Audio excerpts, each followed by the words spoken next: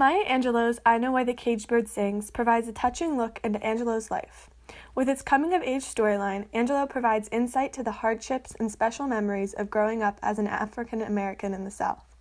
Angelou's autobiography is filled with ideas and themes of racism, religion, relationships, and acceptance.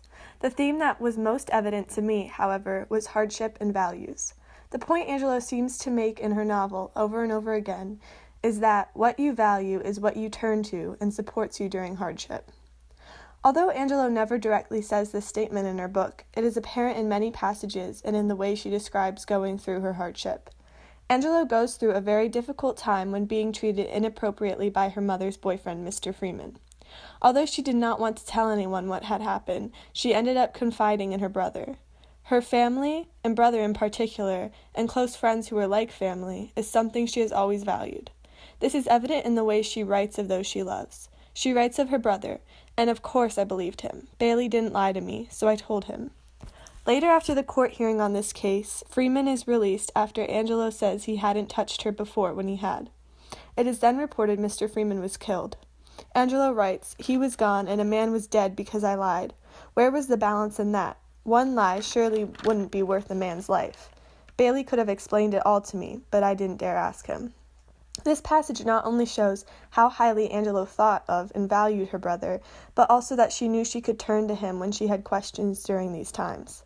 She could count on him. This shows how what she valued, her brother, was what she turned to for support in this hardship. Her values as sources for support can also be seen in a passage where she is moving back to California from Arkansas. She writes, "My sorrow at leaving was confined to a gloom at separating from Bailey for a month. We had never been parted. The imagined loneliness of Uncle Willie. He put on a good face, though. At 35, he'd never been separated from his mother. And the loss of Louise, my first friend.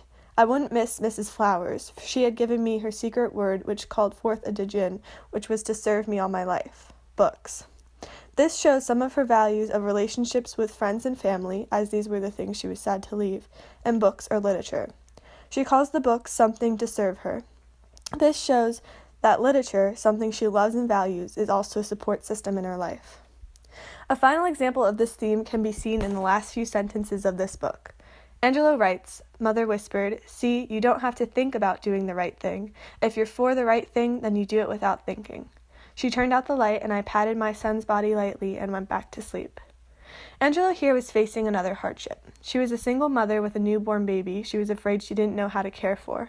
When she awoke one night, her mother pointed out that she was caring for the sleeping baby without even trying. Her mother offers her wisdom by telling her, as long as she seeks the right thing, you'll end up doing it. This shows Angelou's value of good character supported her.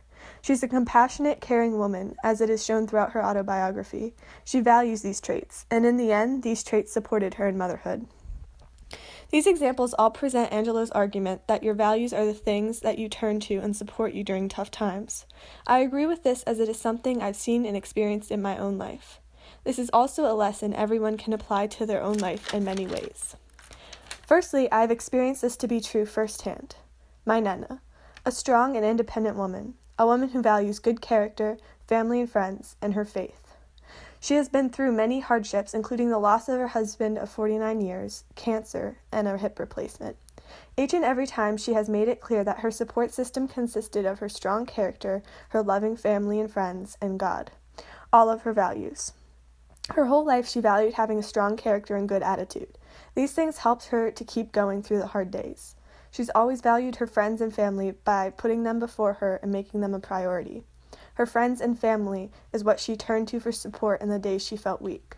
Finally, her faith in Jesus Christ is something she's always put first and foremost in her life, something she was taught to value at a young age. Not a day goes by that she doesn't remind me that Jesus is the greatest support of all, proven by her testimony. My Nana's values are what got her through difficult times. Another first-hand experience of this theme to be true can be found with someone I know all too well, myself. Although I have experienced many hardships in my life, one of the most difficult was when I went through a period of bad anxiety. I was anxious about anything and everything. I would cry at school, dance class, and home. There were days when I didn't even want to get up. I felt stuck in this dark cloud of anxiety. One day, I decided I didn't want to waste my life in that state, so I got help. I saw counselors, but ultimately they weren't what helped me. It was when I turned to my values that I got the most support to get out of this state. I looked to my family and my faith. My character was not something I valued at the time. I was constantly questioning who I was. I did not value myself at that time, so I did not turn to myself for support, but my family and faith. After getting advice from my family and spending more time with God, I am happy to say I've been anxiety-free for about 4 years. My values supported me through this hardship. This argument and lesson Angelo enforces throughout her novel can be applied to our lives. It teaches us to have good values. What we value is what we turn to in our times of need. Is what we value good for us and able to support us through hardship? Or is it money or some other concrete possession that can change without notice? It can also teach us to turn to our values through hardship. Possibly through this hardship, we earn new values through new experiences. Possibly, this is what helps us through the next hardship. Instead of trying to grudge through the difficult times, take these values and turn to them to support you. To conclude, Maya Angelou presents the argument that our values are what we turn to and find support in during hard times in our lives. She makes this known throughout her autobiography, I Know Why the Caged Bird Sings, by presenting and showing us her values of friends and family, good character, literature, and many more. She shows us how these have supported her through her endeavors in life.